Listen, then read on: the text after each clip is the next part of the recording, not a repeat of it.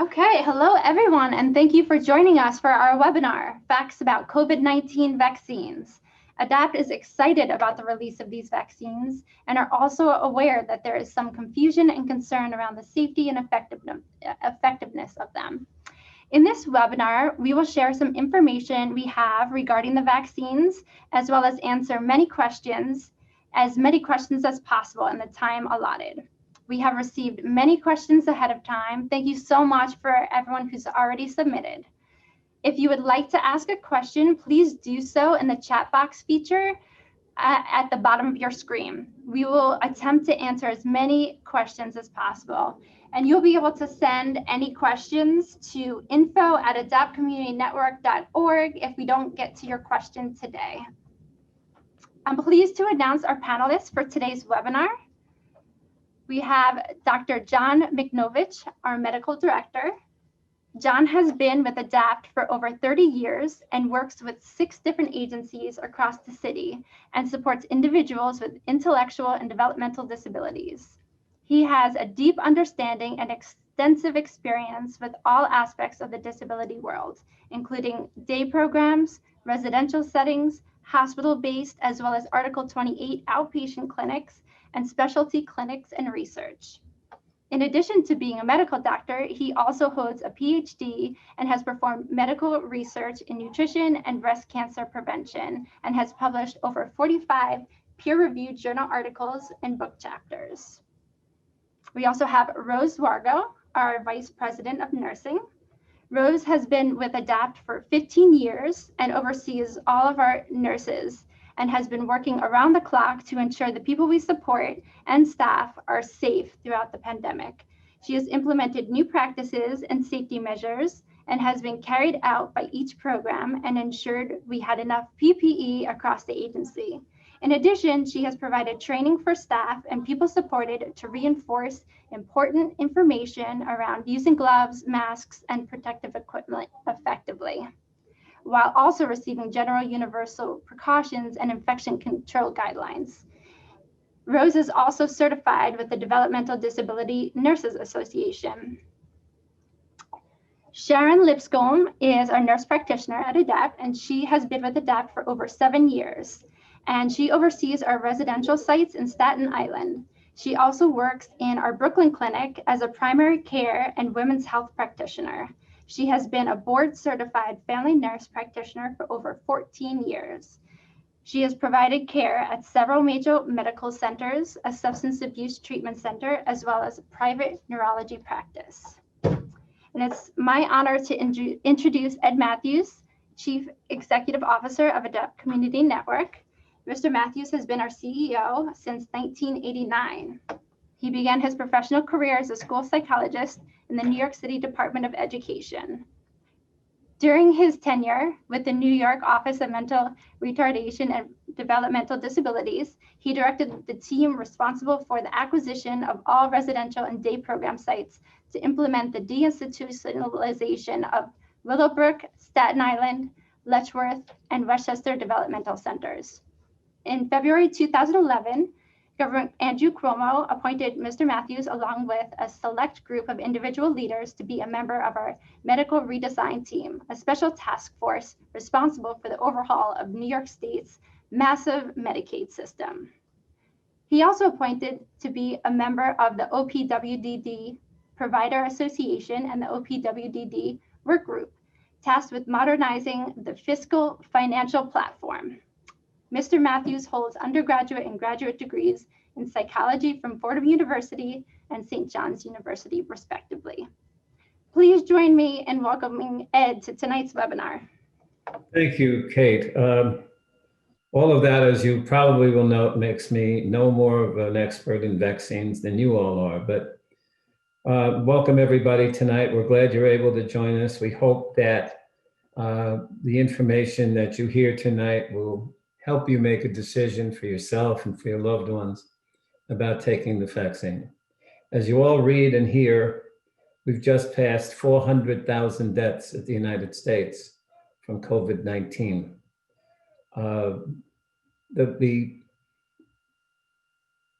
The virus has morphed. There are different strains of it. It's more easily communicable. And so the federal government and working with institutions and pharma companies throughout the world now have 1, 2, and almost 3 different vaccines that were going to become effective in battling this horrible, horrible disease. And so as you know, Governor Cuomo has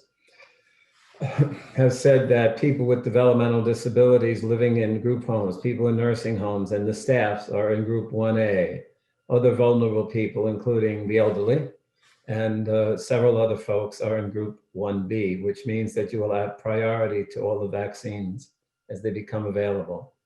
We know there's a lot of fear out there. We know that, look, people are afraid of this disease and people are afraid of the vaccines, and you hear and read different things. And then there's the anti-vaxxer crowd and there's all of this stuff.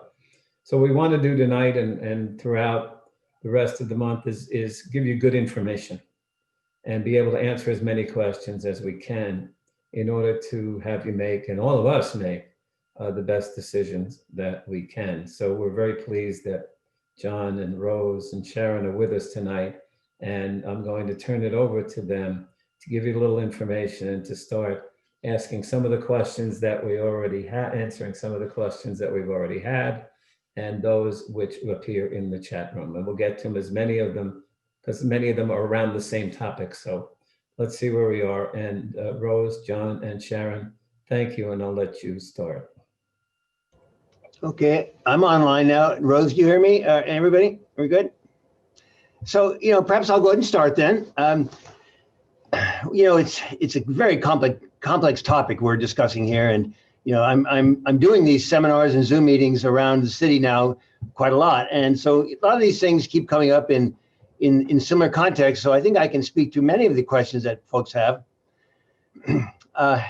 It's funny. I've been giving flu shots with UCP going back 30 years now, right? And I always laugh because the consumer comes in with a worker, and I always offer the vaccine to the worker, and I can guarantee 99% of the time the person says no thanks. In fact, it's always a surprise when they say sure, I'll take it. Like, what? Let me get that on tape. In any case, it's something I've been aware of for many years now, that the folks that work in our agency and other agencies like ours, a lot of people, are young, they're healthy. They don't necessarily understand why would I need a flu shot? Why is that a good thing or a bad thing? So I think, in my personal experience, a lot of folks begin this whole topic with the understanding, well, really, I don't really want to take that shot. Thanks, but no thanks. So I think that's a very real fact, and that's partly why we're here. I would say, probably by way of disclosure, that I'm a very, very positive advocate about vaccines. So I will apologize if some of the things I say are just a little bit too positive, or a little bit it maybe not sounding balanced. So I do think that this is a good thing, but I think we can talk about it really scientifically. We can talk about it, from a number of vantage points that are honest, and I believe are very positive about this whole process that we're in now, as Ed just said, with the vaccine approach. And there's a lot of things going on right now that are going to make this, I think, certainly going to make the vaccines available to everybody, and we're going to now begin to hopefully, I think, turn this disease around. Now, a couple of thoughts before I go forward. Rose, did you want to say anything at the outset of this? Unmute. Can you hear me now? Yeah. Okay. I just want to add, the purpose of tonight is not to convince anybody to take the vaccine. We want to give people the facts so that they can make an educated decision. There's so many rumors flying out there about things that are true, things aren't true. And I wanted to talk a little bit about the background into the development of this vaccine. The vaccine was developed in 4 phases or trials. These trials have started since last March, mid-March approximately. Each phase composed of different people. In phase 1, there were 20 to 100 people. They were healthy people. The purpose was to see if the vaccine was safe, what the side effects were, and if there was an immune response, was it working? In phase 2, they increased the amount of people. They went up to several hundreds of volunteers to find out if there was an immune response, the most common side effects, and how the body responded to the vaccine. Is the vaccine really working? In phase 3, which is one of the most crucial parts of the trials, is when they not only had healthy people, they had people with diabetes, hypertension, and that was a blind study that had some people receive the vaccine and some people not. So this was the real trial to see if the vaccine worked. They wanted to see the ratio of people to see if people received the vaccine, if they were exposed to the virus, if they were able to fight it off. So with much success, we moved on to phase 4. And that's where we are now, where we received approval for emergency use. So, people said it was approved too quickly, but they followed all the phases that any vaccine needs to go through. So I thought that was really important that we started with that. Sharon, I don't know if you want to say anything.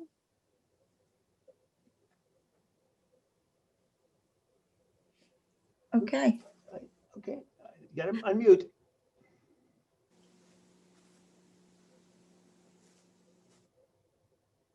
Okay, maybe we'll move to. Yeah, just go ahead. That's fine. Go ahead. Okay, Okay, so- Sharon, go ahead. You want to say hi or? Oh, hi. Yes, I'm Sharon, the nurse practitioner from the clinic, and that the side effects there aren't many severe side effects. It's pretty similar to other vaccines, such as joint aches, fatigue, and they go away within like 2 days. There haven't really been many severe reactions. I know they said Bell's palsy, but those people probably would have had Bell's palsy anyway. It wasn't related to the vaccine. I know that was something really going rampant, Bell's palsy. Yeah, as I understand it, gang, over 10 million people in the United States have now been vaccinated. And as you know, there are 2 vaccines, the Pfizer vaccine and the Moderna vaccine, both of which require 2, 3 or 4 weeks apart. But with over 10 million people hospitalized, other than a few aches and pains and having to stay home from work for a day, I have not heard of any. I think I've heard of 1 or 2 people that had to be hospitalized out of 10 million. So I think the odds are pretty good that most of the effects are pretty limited, and they can deal with the effects. You can take Tylenol, you can take other kinds of pain relieving things, as I heard. And anyway, over 10 million people now have had the vaccine. So it's been both vaccines have been pretty effective. Well, let me go and jump in now and deal with what some of the things have been touched on here. So as Rose indicated, this vaccine was developed very quickly in March. I remember very vividly, as everybody here does probably, in March, the phone started ringing nonstop. And, I'd get a call, 5 people have a fever in this house and 5 people have a fever in that house. So, we have to keep in mind that this virus, right from the get-go, was very, very contagious. We talk about some newer variants that are showing up nowadays that are even more contagious. Now, I don't know if that really matters much. This virus, as far as I can tell, just hopped from everybody. I have some group homes where 20 out of 20 consumers have antibodies. So these are individuals that did very little other than touch doorknobs, maybe sneeze once in a while, but this bug went through everybody. So we talk about an organism, first of all, that's very contagious. And so, when we start to talk about the question of whether the vaccine is dangerous, the first question that you ask is, well, okay, so what are the odds that it's going to hurt me? We talked, as Ed just indicated, that maybe 10 or 20 million people now have received the vaccine. And of those people, I remember the report I read a few days ago, that's about 30 people around the country have showed one of these odd immune reactions where they either have, something like hives or, big red area around the side of the shot indicating an allergy. But in almost every case, those reactions were gone by the next day. So nobody was crippled, nobody was, anyway, just put out of commission by the vaccine. The vaccine was relatively benign. And that's only 1 out of a million. So when we say, 30 out of 30 million or 20 out of 20 million, that's very, very good odds. Now let's look at the other side of the coin. What's the likelihood that you're going to get the actual exposure to the virus? Well, as we just said, it's very high. This virus is just traveling through everybody's community. If you look at the statistics over the past 12 months, really, it's just bump after bump. The first wave, the second wave. Now we're all in the midst of a big third wave. So, without a vaccine around, there's only going to be a 4th wave and a 5th wave. If we think that in America, maybe 30 to 40 million people have contracted the virus, and that's, folks who, like in the early phases around here in New York, a lot of folks didn't get any kind of testing. So we know a lot of people got exposed and aren't in that initial group of statistics. But I'm imagining that most of the folks at this point in time who do have any kind of symptoms do go and get tested. So it's probably quite accurate now that something on the order of 200,000 Americans are being exposed to this vaccine every single day. So let's look at the odds of that. The chances that you're going to get exposed to the virus are very high. The chances that you're going to get really sick from the virus are very high. And the chances that you're going to get possibly a fatal reaction, some kind of very horrible blood clot problem are also high. And then that's on the order of like 2 out of 1,000. So let's compare the possibility of the risk of not taking the vaccine to you as something like 2 out of 1,000. And that's the worst case scenario. There's a much higher likelihood of having all kinds of problems that aren't only, a fatal outcome. What is the chance of having a problem from the vaccine? About 1 in a million.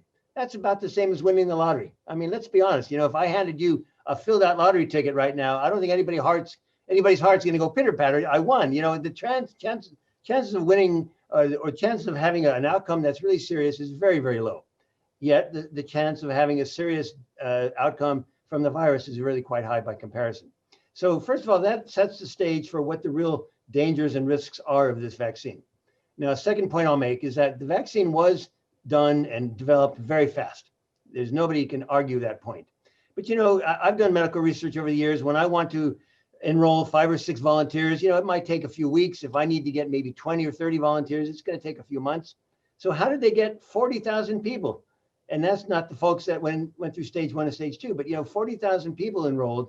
And one thing that Rose mentioned is she did indicate that this study was blinded, but it's actually important to point out that it was actually double blinded. So that when the researchers grabbed a vaccine from the box and gave it to a person, they really didn't know if they had just given you a COVID vaccine or given you a sugar shot, so to speak. So it was double blinded. And then the real question that researchers had back in the summer, I remember reading these articles, it was felt at first before that period of July that maybe the vaccine was already fading. Our statistics were starting to show some good response. And the question was, will people actually get exposed to the virus during the 3 or 4 months that we need to find out if it helps? Well, of course, at about that point, a second wave did hit the country and a lot of folks got the virus. Now, this is the interesting thing about it. In the course of the 3 or 4 months after they opened up the data, they unblinded it.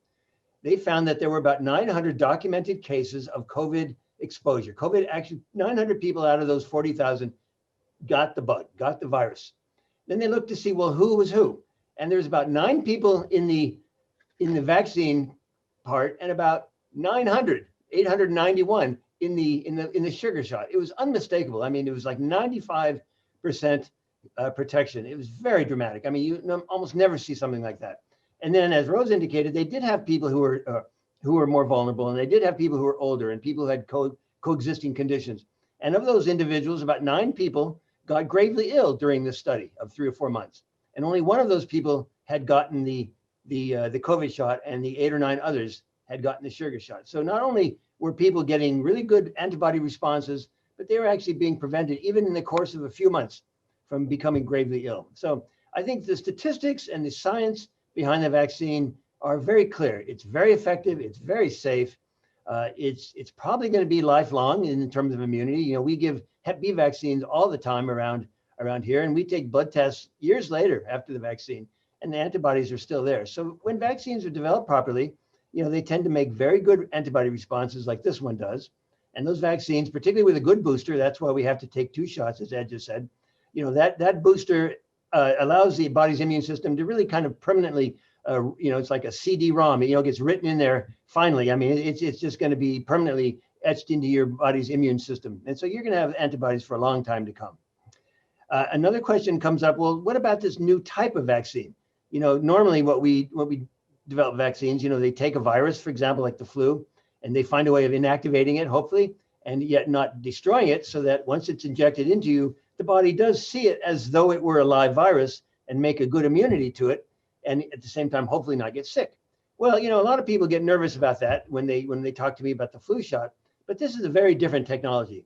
The scientists here in this case were able to put a little tiny piece of genetic code, we call it mRNA, and they packaged it into these little tiny bubbles, these little tiny vesicles that are extremely fragile, and that's why it has to be frozen and so on.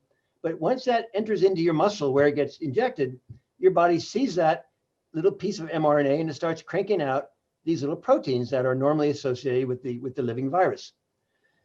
those proteins start entering into your bloodstream and they're recognized as not you, they're foreign, and the body makes antibodies. So it's an extremely ingenious method. It's been on the books for a long time. The Moderna company that has probably the more stable vaccine that we know about was actually working on this for about 10 years after so-called SARS-1. You know, these are these early versions of the coronavirus that were appearing in the Middle East and as well as in the Far East in China. So the Moderna company had been developing this mRNA technology, not being able to license it because, of course, there was no real need for it at that moment, but they had explored it. So when we talk about something being done in 4 months, that's really not at all accurate. This technology has been around a long time, and it's been perfected now. And the company was able to jump on it and actually, you know, get a good product out there in a matter of 6 to 8 months. It's really a very great success story, I think. So we do have a vaccine that's been well developed, very well thought of. It's very sophisticated. At the same time, it does not involve anything living. There's no virus, there's no bacteria, there's no egg.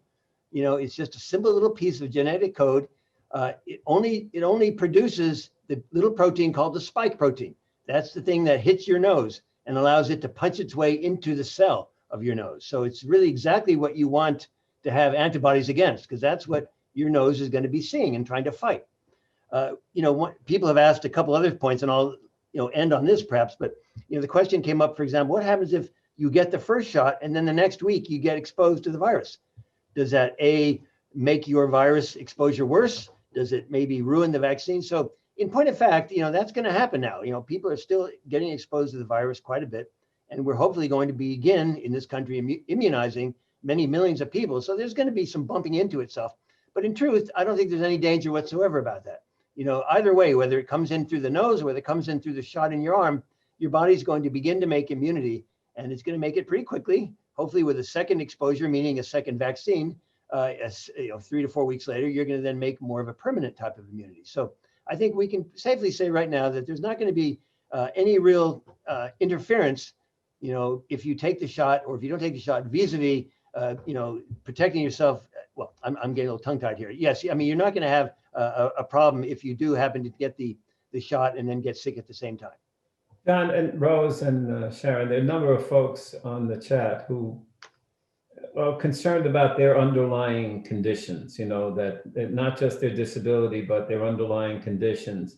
And they're wondering, are there specific underlying conditions that make the vaccine something that they shouldn't consider? Has there been any research or any data published or any information published about that? Rose, you want to go ahead?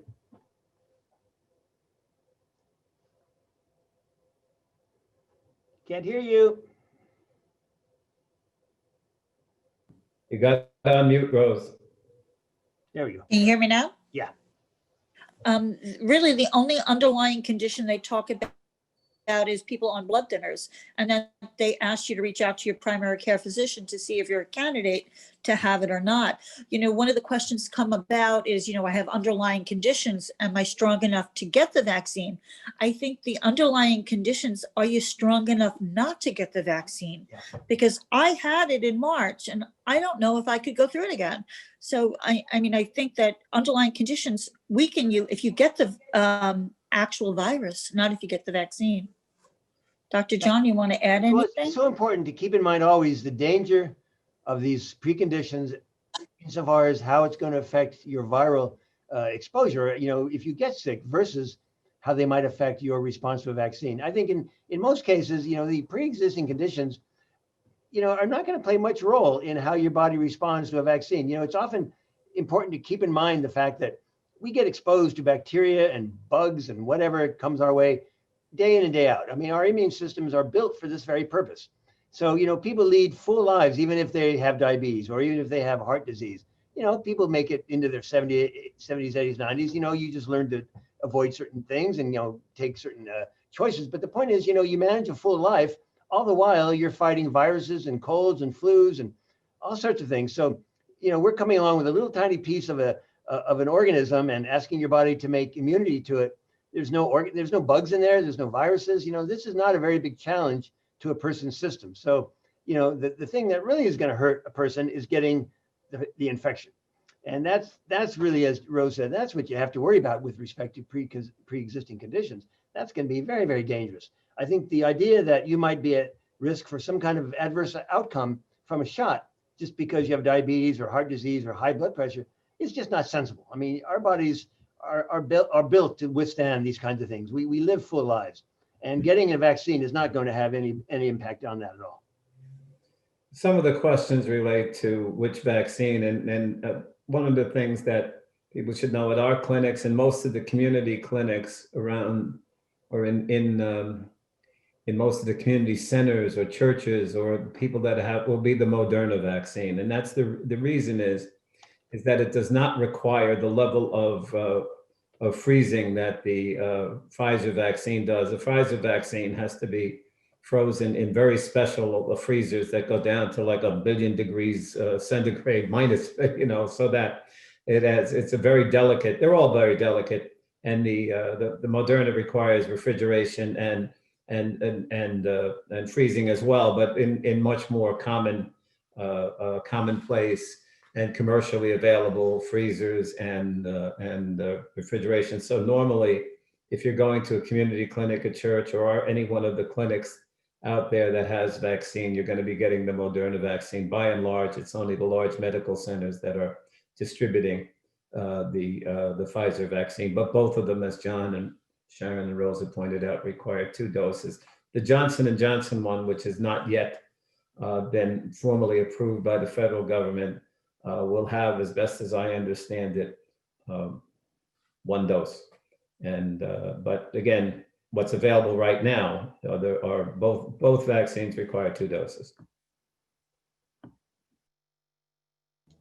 Another thing to keep in mind is that while this discussion right now concerns the Moderna and Pfizer vaccines, the newer vaccines might require a second visit to this. We might want to, at that point, review some of these newer technologies will be different. And so some of the things we've talked about today regarding the mRNA type vaccines may not be exactly the same for the newer ones that are coming down the pike. So we may have to, examine that question if it comes up. But I think right now, the question before us is whether the current vaccines are safe, and I think they certainly are. Excellent. I think Go ahead. I just wanted to add, historically, any vaccine that has come out, people are so afraid of the long-term side effects. And historically, with any vaccine that has come out in the past, any side effects that came out during the first 2 months are the only ones that they really saw throughout the whole use of vaccine. So I thought that was important to mention. And let me follow up on that, Rose, briefly. People talked about Bell's palsy. Again, Bell's palsy is the consequence of having had a viral infection. So, we're not giving a person in this shot a virus. We're giving them only the tiniest little piece of the hair of the virus, so to speak. These little proteins that find themselves on the cell surface or the outside of the virus. So, you can't really get those kinds of long-term side effects from this particular vaccine that we're talking about. One of the things that people also want to know is if you've had the virus and therefore, have antibodies, should you still be, and you are eligible, should you still take the vaccine? The CDC says yes. After you've had the actual virus, you have some antibodies, but they have not been tested. Generally, you can have antibodies up to 8 months. CDC says that you can be receive the vaccine 14 days after your initial exposure. So people have had the virus, have that antibodies, and still get the vaccination. Just to follow up on that point, I think, one could argue, and I think it's probably honest to say, I probably don't need the vaccine necessarily. I can save it or perhaps give that dose to somebody else who might need it more. I think that's a sensible, perhaps, way to look at it. However, in my own case, personally, I thought it would be a good idea to take it. It's important for us all to sign on to this project and show some buy-in to that. But I think it's probably fair to say that an individual with good antibody levels, doesn't need it right away. They can maybe hold back a little bit, and they're going to be safe certainly for the time being.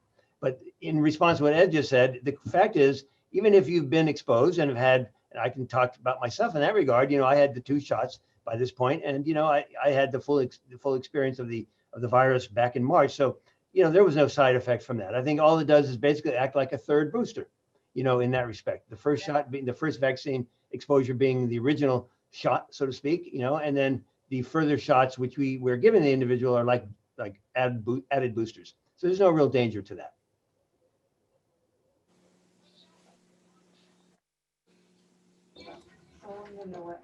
Another question that came up, will the vaccine implant a microchip that will be used to track the population? Well, I mean, I can certainly speak to that. There's nothing in there in the way of a microchip. I mean, there's tiny little viral tiny little DNA or RNA particles inside these minuscule little vesicles. And, again, that's some of the stuff that's going to come up from time to time. A lot of folks will hear things on the internet, read things, and it's going to be a question, is that true or not true?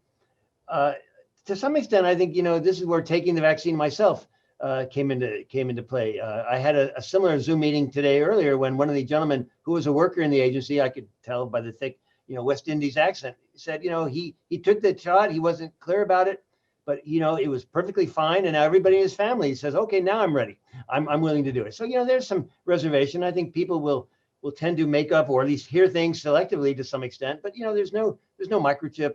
There's no virus, no mind control. I think it's a pretty safe vaccine, truly.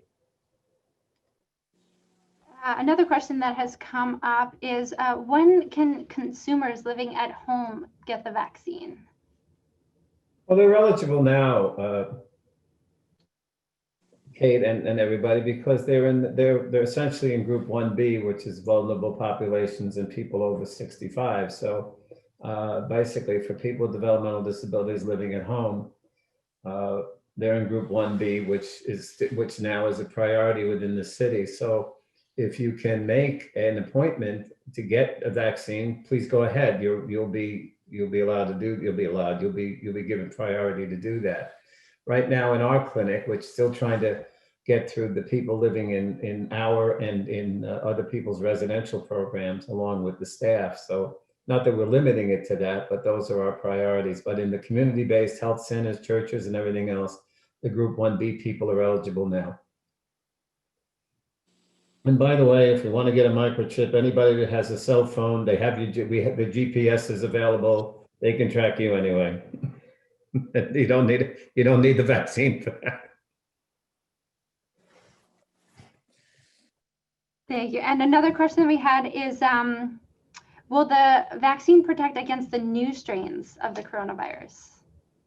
Well, let me address that. I think, to be truthful, we don't really know because we haven't tested that question. However, the virus, people have to keep in mind, viruses mutate constantly. Every organism on this planet. We take care of developmentally disabled people partly because that's a manifestation about how the genes change throughout time.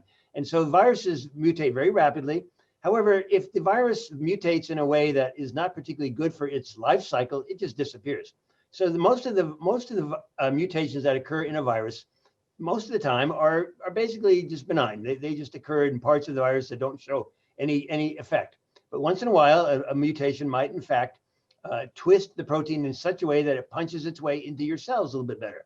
Now, that being the case, that seems to be kind of what's happened. There's been a change in the virus, and we do now have a virus that's even more contagious than it was. But keep in mind, this virus is already off the charts in terms of contagion.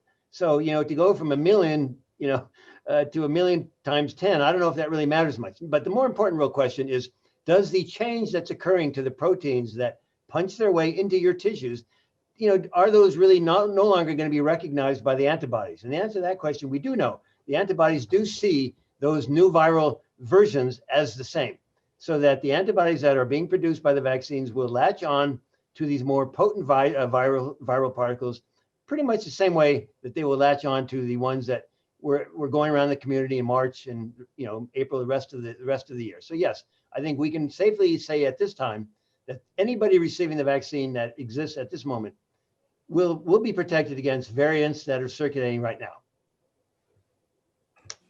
So a lot of the folks are questioning, and not questioning, or saying that they're trying to get an appointment but can't. So let me take that right now. The fact remains, if you see the news, read the paper, or anything else, there is a shortage. I'm not going to get into the politics of it. Other people want to, but there is a shortage. And if you've heard Governor Cuomo talk about it, he's trying to himself go to Pfizer and Moderna and purchase the vaccine in New York State. The fact remains is that there is a shortage here. So the community-based clinics, the Javits Center and others are doing the best they can. Remember, we have to make sure that once we give you the vaccine, we have enough for the second dose. So all I'll tell people is you're going to have to be a little patient. They are working on it. The government's working on it. The city's working on it. The state's working on it. And tomorrow, the federal government will be working on it. And so I think that you'll see an expedition. Soon-to-be President Biden has said he's going to invoke the Defense Production Act, which will give all of these companies incentive to drop other things and produce the virus. Produce the vaccine. Yeah, well, the virus produces itself. It's doing fine on its own. But I think you'll see that. So just be patient. Keep calling around to the places that you have in your neighborhoods and other places to get an appointment. You'll get one. But remember, whether you have the vaccine, you don't have the vaccine, or afraid of the vaccine, or still wondering about the vaccine or getting the vaccine, wear a mask and socially distance. There's nothing stopping that. Those are still the most effective things. Don't think that because you have the vaccine, you can't do those things. Trust me, those things are just as important with the vaccine as they are without it.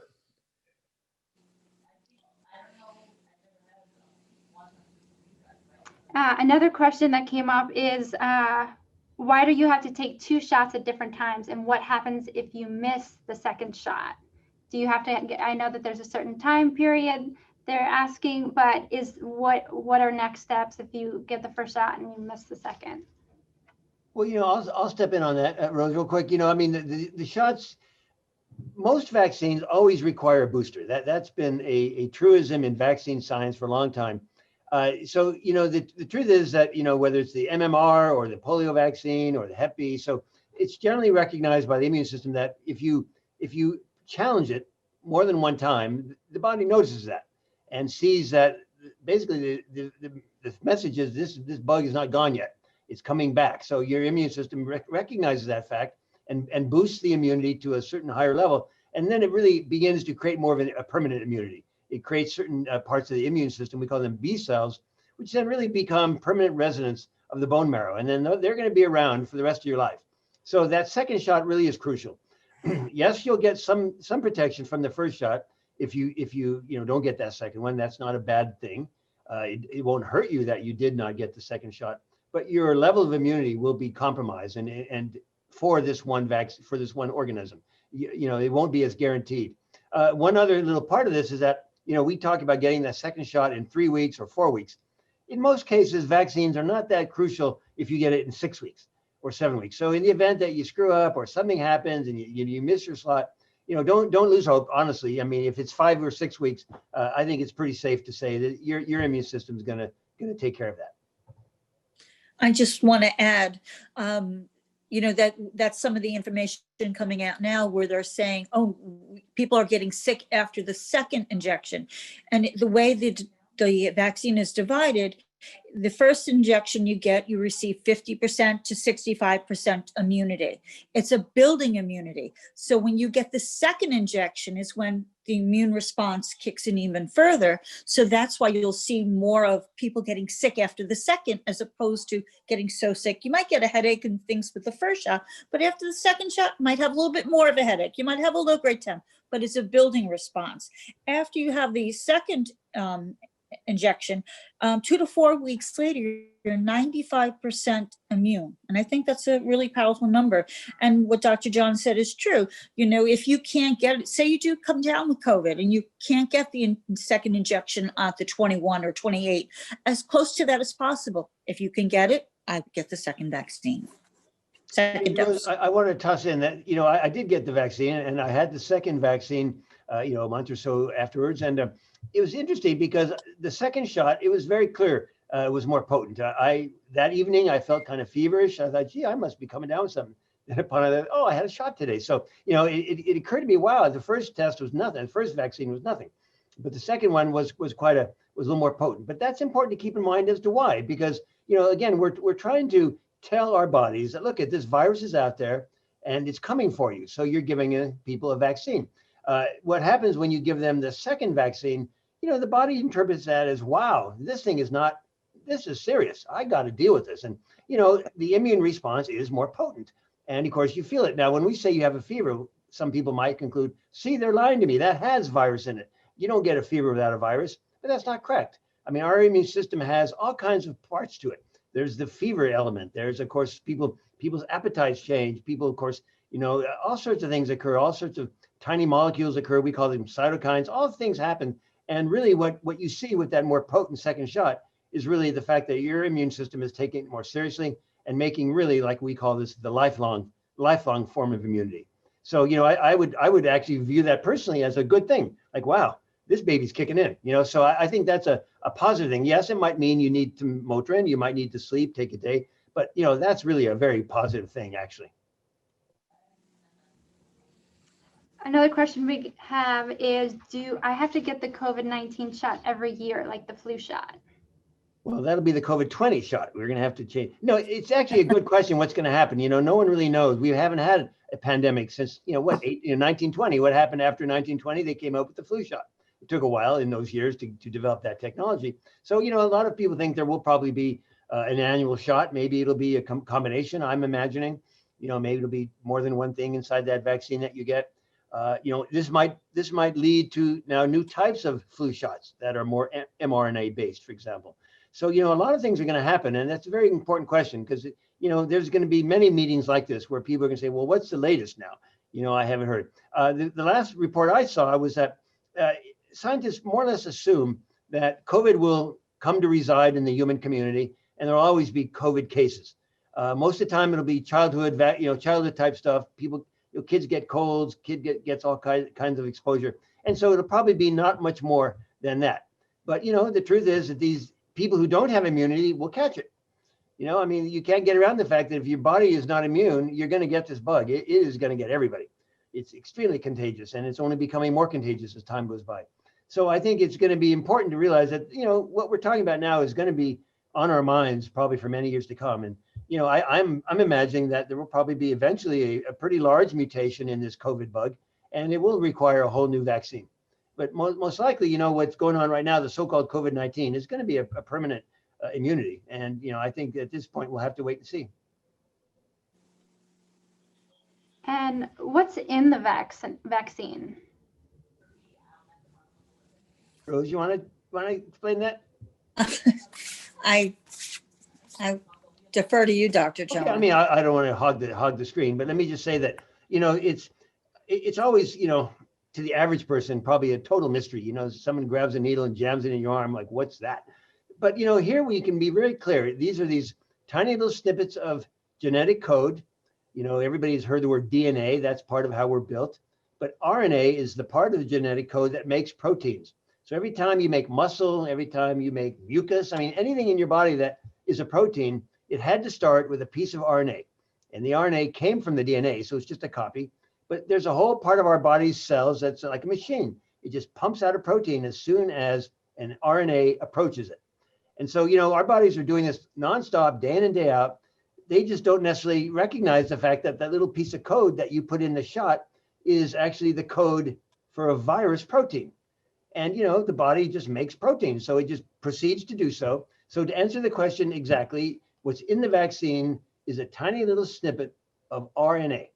And that RNA does what all RNAs do, it makes a protein. But in this case, the protein is the little tiny hairy thing on the outside of a COVID bug. It's called the spike protein. So anybody who's seen a cartoon of Corona, it's always this little kind of circular jobby with these things sticking out. And those little things sticking out are the spikes. And that's what your body starts to make. You say, wait a minute, my body's making a virus protein? Okay, well, yeah, it's what exactly is happening. But your body doesn't use that spike protein. Instead, it just looks like it's coming from someplace else. Dr. John, isn't that what happens with the flu shot as well? Well, it's the same outcome, which is that your body makes antibodies. But Right. You, in this case, give the flu virus particle. So it's been cooked, it's been irradiated, so it's dead as can be. But the outside of it basically its spike protein is intact. So by giving the flu shot, you're allowing the dead bug to circulate around in your bloodstream, and the outside of the flu shot has its own kind of spike. You know, it uses that spike for another purpose, similar to enter your body. But so your body makes immunity to the outside of the flu particle. But in fact, you know, rather than give people coronavirus particles, which is, you know, no one's going to accept that as an approach right now. They thought, let's just give the spike protein only. And they figured out the best way to do that is give the RNA that produces it. And, you know, as Rose said, you know, when these studies were started back in March, nobody really knew if this was going to work. I mean, as I indicated, the Moderna people had been looking into it, and they felt pretty strongly that it would work because they'd been testing it in chimps and, you know, other animal, you know, models. And they knew that it probably was going to work. They really didn't know. So it was a bit of a gamble. And, you know, there aren't any other major vaccines right now based on RNA technology. So that was another big gamble. So yeah, I think personally, from my point of view, we're very fortunate. I mean, the vaccine worked.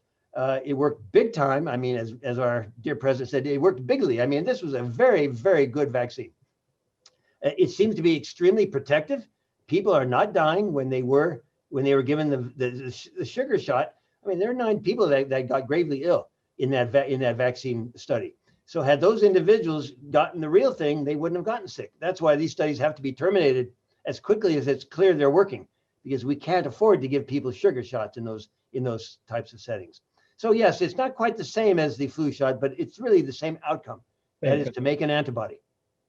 Sharon, you know, I have read, and I think some people have read too, that, you know, people, men and women of color, men and women of different ethnic origins and backgrounds are fearful that their response to it would be different than, you know, frankly, white America or white anything. And so have you seen or heard any of that? And what's your response to some of that as with the people you've seen and yourself you work with? Well, yeah, yes, they are. Some of them are skeptical about taking the vaccine. They feel like it was made too soon, or they feel as if, you know, it should have taken longer.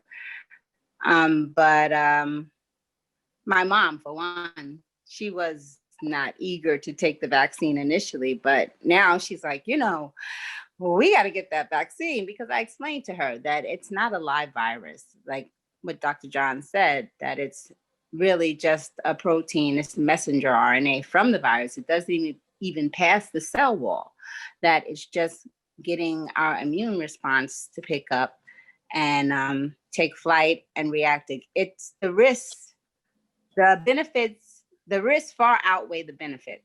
I mean, but yeah, that's what I'm saying. So you can't afford to not be vaccinated at this point because you're putting yourself in jeopardy. But yeah, they are. They're pretty skeptical. Some people are still skeptical about getting the vaccine. I just have to educate and let them know that that's not the right choice at this time. You need to seek the vaccine.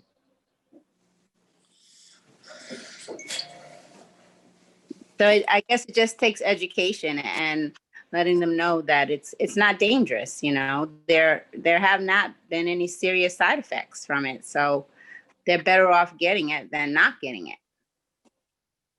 Yeah, one of the questions that we're hearing here is that, you know, why are we only doing the Moderna vaccine and not the Pfizer? Well, I think, you know, from our standpoint, the amount of refrigeration and frankly freezer capacity that you'd have to have for the Pfizer, but is as far exceeds our own capacity, and the Moderna is something that we can handle. But from your guys' perspective, do you think, or have you read or heard that there's any difference in the effectiveness between the Pfizer and the Moderna vaccine?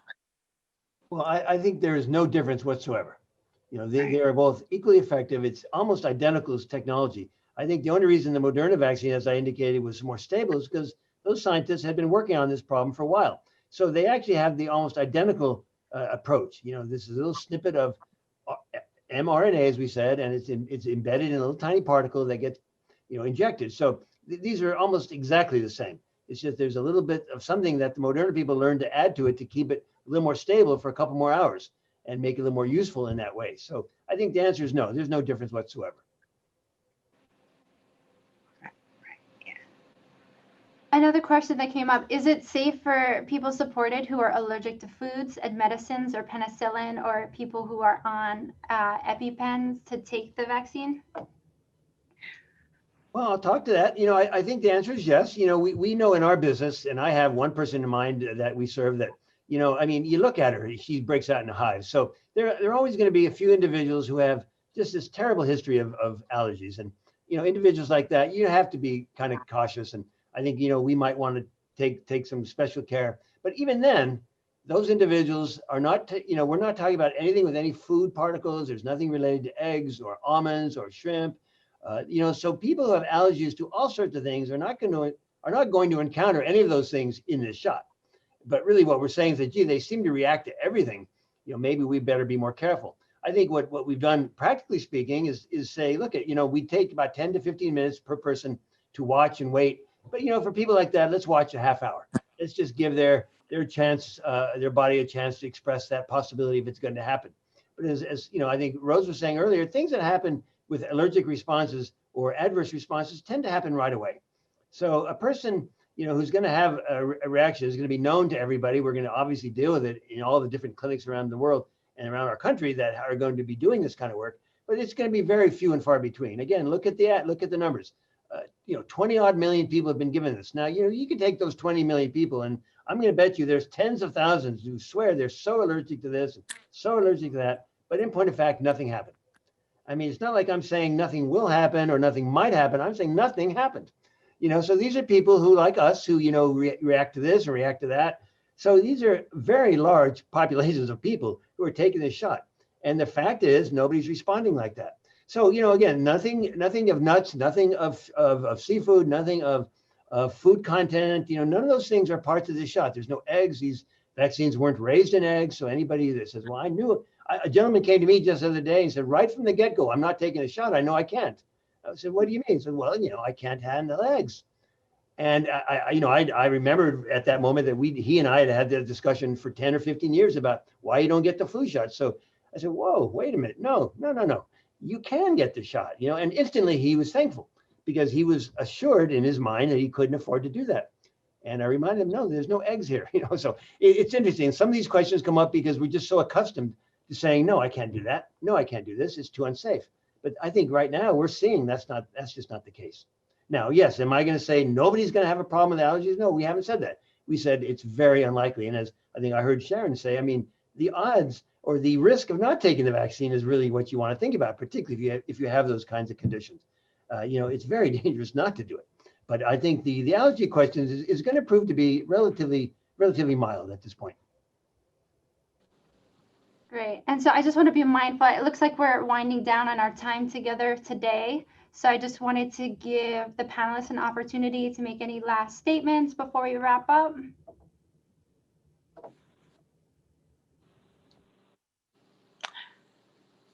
Rose, you can step in if you like. Oh, can't hear you. Sorry. I think in review of the data that we discussed today, we can say that the vaccine is safe. No corners were cut to put this vaccine in place. They followed all the necessary guidelines for a vaccine to come into play. And I think that the risks outweigh, the benefits outweigh the risks, that it's important to get the vaccine, in my opinion. Right. Sharon? Right. I agree. I have to admit, in my history, I haven't really been that much of a fan of vaccines, but as time is, I had seen an experience, and as a young nurse, where a resident got the flu vaccine and he had Epstein-Barr and he passed away the next day, and I was very fearful of it from then. But as time went on, a few times of having the flu, I said, no, I need to just get this vaccine. And I mean, and this is even worse, this COVID-19, I've seen it, it puts fear into anyone that ends up actually coming down with it. I think it's just safe. Thank goodness they have found this technology And I think it's safe and it's the best bet just to go forward and get the vaccine, because once you get it, there's a lot of remaining problems that they found once you get this COVID-19, that it doesn't, you could end up with lifelong problems just from getting COVID-19. And why not just get the vaccine and even have a few side effects and then know that you're safe and you don't have to worry about the rest of it. Yeah, these long haulers, as they're called, have months and months and months of almost unrelated type of symptoms where they just can't ever start to feel back to their old selves. So this is really, this thing has, lots and lots of long-term problems that you'll read about years from now, that, how it Right. affected people beyond their initial symptoms. Right. It's not worth it. I want to thank Sharon and Rose and Dr. Michnovicz for their time tonight. This is being recorded, and I'll have so that we can continue to show it both on our YouTube channel and other places. And we will be glad to do this again as time rolls on here, because we want to be sure that more people get as much information as possible to make the best decision for themselves, for their families, and for their loved ones. And so, Laura and Kate, I'll turn this back to you to end up, and thank you all very, very much. Thank you again for participating in today's webinar, and special thank you again to our panelists. And we want to apologize if we didn't get to the chance to answer anyone's question. So in the event that happened, you can email us at info@adaptcommunitynetwork.org, and we'll be sure to respond accordingly to your questions. Thank you all, and have a great night. Good night, all. Good night.